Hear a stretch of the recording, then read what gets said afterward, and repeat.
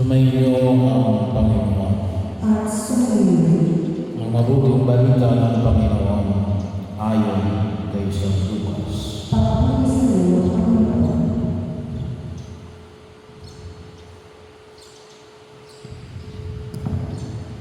Noong panahon yun, nakita ni Jesus ang isang publikano na nagngangalang David.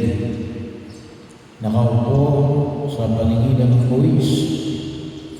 Sinabi sa kanya ni Jesus, "Sumunod ka sa akin." Tumindig si David, iniwan ang lahat at sumunod kay Jesus. Si Jesus ay pinandugan ni David ng isang malaking piling sa kanyang bahay.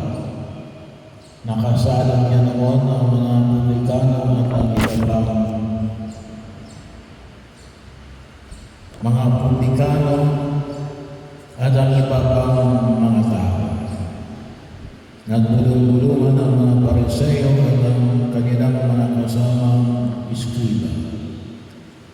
Hinabi nila sa mga alagad ni Jesus, "Bakit kayo kumakain at umiinom na kasama ng mga publikano at mga makasalanan?" Hinagot siya ni Jesus, "Hindi na kailangan ng manggagamot ang walang sakit, kundi ang mga may sakit. Naparito ako pagtawagin, hindi upang tawagin ang mga matuwid, kundi ang mga makasalanan upang magsisi." Ang mabuting balita ng Panginoon. Pinumuro ka namin,